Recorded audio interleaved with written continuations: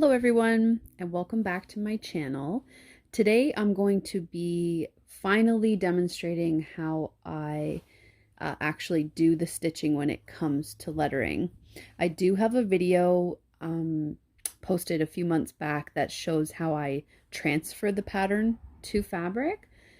So in this case, just a quick recap, I cut out the printed pattern, put it on the back of the hoop like so, tape it, and then use my trusty light table that I got off Amazon for, I believe it was between $20 and $30. It was about 2 years ago, so I'm not 100% sure. And basically then just project the pattern onto the fabric. I use my heat erasable pen to draw the design on. I do this for all of my patterns. And again, for a way more detailed video, you can check out other videos on my channel and take a watch if that's something that you are interested in. Also in that video, I do explain why I have some of these just dots. So, oops, just move the camera. Whenever there's a letter that is, like in this case, the T, I only want 2 straight stitches to keep them crisp and clean. So I just do dots that represent where the stitches are going to go in. Same with on the K here, it just goes straight up. So instead of drawing it on, this is just my method. You do not have to do this, but just to make sense of why in the word water it looks like W-A-E-R, this in here with the dots will be a T. So I am just going to show how I end up stitching those up as well. This will be a completed set. I will show an image of them finished at the end of this video.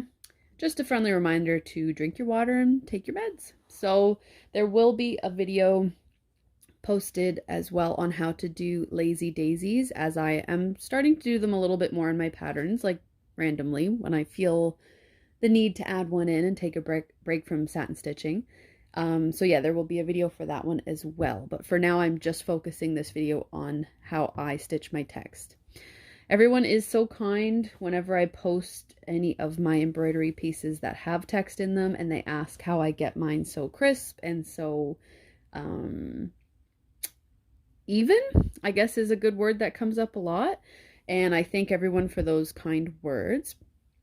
For now, I will just show you how I do it. So again, in one of my beginner videos, I explained to you which fabric I use. I explain about having your hoop very tight. I do it like tight as a drum. That's just, again, my preference, as I don't want anything to be wobbly or saggy at any point. So again, please feel free to reference those earlier videos on my channel. So once you have it in there nice and tight, you have your design transferred in whichever method you do use. You then, my text is, I think, 100% black in all of my patterns that I've ever made, but whatever color you're using, you get your strand of 6. So this is just a snip of the black that I have cut, and you separate the 6 strands into 2s. And again, I have gone into detail about this in a very beginner video. And once I have that, I actually just tangled this up. There we go. I fixed it. So there's the 2. I just tie a knot at the end of my thread. And please excuse this band-aid on my hand. It is a little unsightly, but it is better than what is underneath. I fell, so I scraped my hand. But I can still stitch, so that's all that matters. So now the stitching starts. I just start in order. You can start anywhere, but it kind of just makes sense to stitch in order. Now, some people do evenly. This is a back stitch. Sorry, all of my text is also back stitch. You could do whip back stitch as well if you'd like that look. I prefer just like back stitch, 2 strands of thread. Some people do perfectly even stitches when they're doing like a straight line. Again, I prefer one line to ensure that it's very straight. On something like the D here and drink, it does curve down a bit, and I like that. So I'm gonna like split this up almost into threes. There is no right or wrong way. This is just how I do it. So again, a back stitch, I'm gonna go down, go in. So the key, when you go in, you want to ideally go into the hole that you've just come out of. So like, I don't know if my phone will show it very well. So I'm going literally in where I came out before. And when it comes to, sorry, I'm holding this a little weird, so it's probably best that I'm going a little slow, but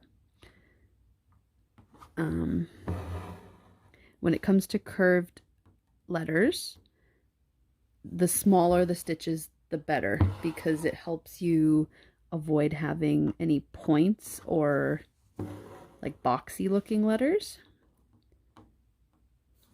So this one I'll probably do like 7 stitches on the curved part of the D.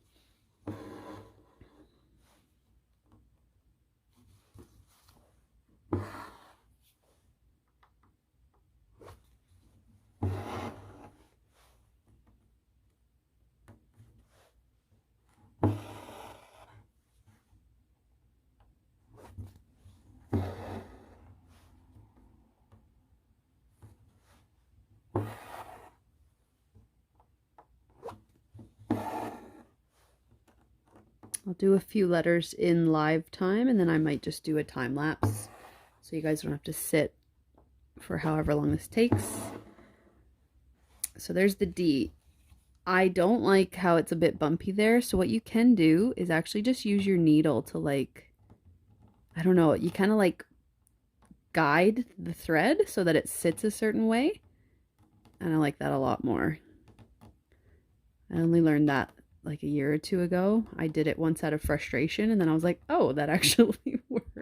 I don't know if it's just me, that just looks more smooth of a line to me. So that's it. Then you go on to the next. Now I would never suggest going from like this letter to there without doing these. Like just go in order. It makes life easier, and then it avoids you having a long line across the back. That will definitely show from the front when you're using a lighter material. Anything really comes through and can be seen from the front, and we don't want that. So this is how I do my letters. There's not much to it. It's just, in my mind, it's basic stitching. That one, so this R really only took 3 stitches. And that's it. Like, you just have to keep your tension even and taut. You don't want to have that. You don't want it to be, you know, 3-dimensional in a way that you're not wanting. So then don't pull it too tight, because that's going to create like a little pook in the fabric at the end. So just enough that it's you know, it's in there. It's stitched. That's it. Don't yank on it, and don't leave it loose. That's my 2 cents on that. When it comes to dots on eyes or periods or whatever, I do a French knot, and I just do, I also have a video on French knots, so if you are inexperienced with them, please go watch that video. So I just wrap it around once, and it just creates this nice little dotted eye. Also, in one of my beginner videos, I speak about how I always have some Scotch tape with me, because I work a lot on with a blanket on me, like on my bed or on a couch, on a chair. So it picks up a lot of pet fur, and then that gets onto the thread, which then inevitably gets onto the material. So I will use some tape in a second. So now, like, that eye again is just 3 stitches, and it somehow just, when you go back in the hole, the same hole, it helps keep it smooth. So now this line, I'm going to go up wherever it starts to not become straight and it does bend. That's where I'll stop. So I'm going to go to about there. So I come up the back go back into this hole. You don't want to go in up here or like split the thread, because it will make this part of the letter bigger, like it'll be chunkier. So we want to go in the same hole. Your fabric choice is crucial. I use cotton twill. I live in Canada, Ontario, Canada. I get mine at Fabricland. It comes in an array, variety of color. I usually work on white. It's just my preference. And it's just, for me, it's the perfect thickness, perfect thinness. It's just, for what I use it for, it works well. So if you're using something thinner, the letters might be a little different process than what I'm doing, in that you might not be able to pull very hard at all because the fabric's really thin. You might be able to see all your stitches through it if it's too thin. You don't usually want that look. And if it's too thick, you know what? I've never really worked on really thick material. Once I found this, I just ran with it. So I have it in a few colors, but like I said, usually use white. I like to use black more, or I'd like to use black more. It's just so difficult for me personally to transfer the image. This is so much easier. So that's why most of mine are on white. So now this K, I'm just going to start down here and just go all the way up. All the way up to there. For me, again, this is my choice. I like that look. I like the straight line look. Some people would do 1, 2, 3, 4 stitches and break that up. That is totally fine. That's when people perhaps do a whipped back stitch. I've never included that in a pattern, so I don't have like instructions on it in any of my booklets. Maybe come Christmas time I might have include it in one of my patterns, but because I just do my letters like this and I don't feel the need to do a whipped back stitch. So mainly because, like I said, I just do straight stitches when it's a long one, and I like how it looks. Okay, I'm going to time lapse now just to stitch up the word your quickly, and I'll start the word water until I get to the T, just to show you again how I do it with the dots. So I'll be back.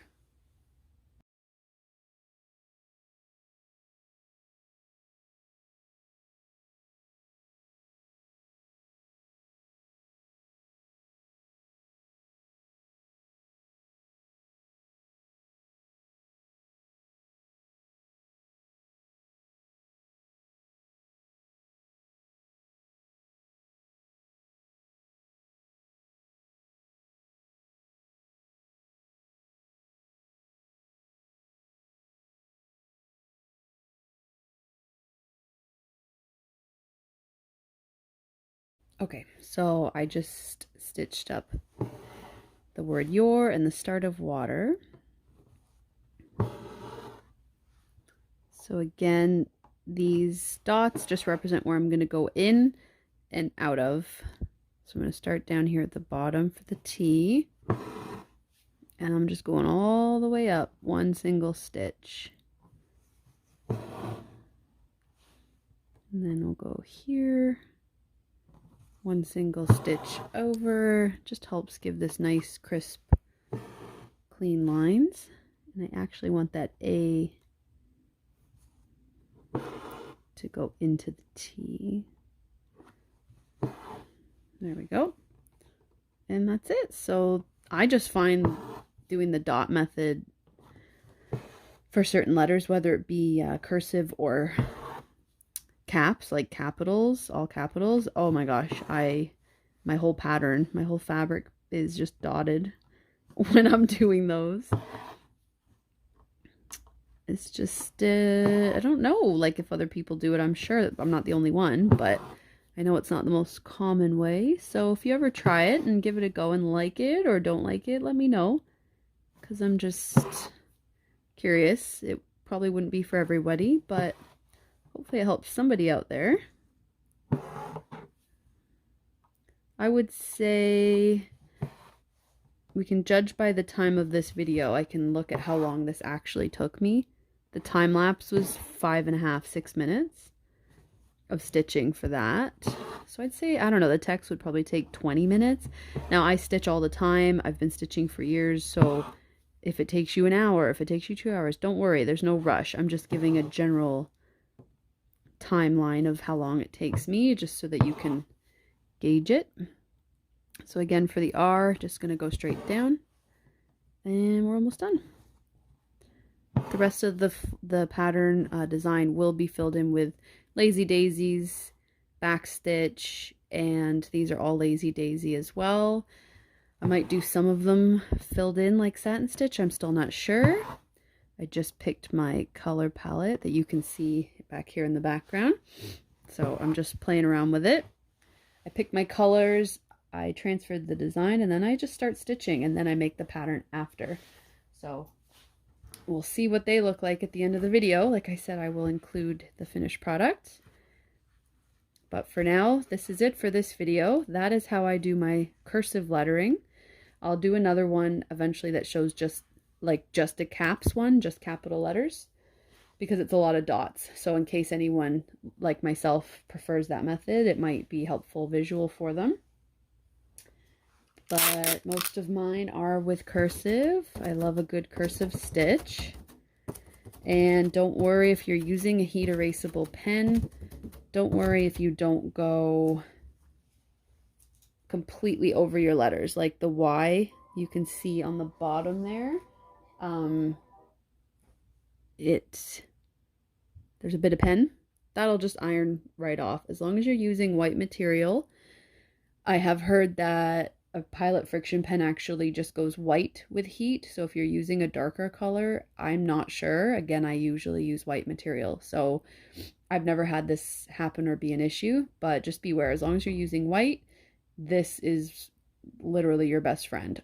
You don't want to be, you know, drawing loosely and then stitching nowhere near it. It may leave marks. It may go a bit yellow over time under there. Like, it is a pen. The heat does get rid of it, but you've covered most of it with stitches. So as long as you're stitching in a way that you're going over 95% of the pen, it's really not going to be an issue. I've used it for, I want to say 2 years now, and it was such a game changer. I love it. This is in no way endorsed or sponsored by Friction Pens. I'm just giving you my honest opinion. This is the method I love to use, but you do what you prefer. And that's how I do my letters. So if you have any questions or comments, if you like this style of letter or you don't, whatever you prefer, let me know in the comments, please. I love to have people reach out to me on YouTube and on Instagram and on Etsy. And I like to know what you guys like as well. Like, is it just me that does this or not? So that's how I do my letters. I hope this was helpful. And if you'd like to see the finished product, just wait a moment, you'll see it. If you want to see how I'm going to do the lazy daisies, please check out my page, as you will see another video that will show my process for that. So anyway, thank you for watching. As always, take care and happy stitching. Bye guys.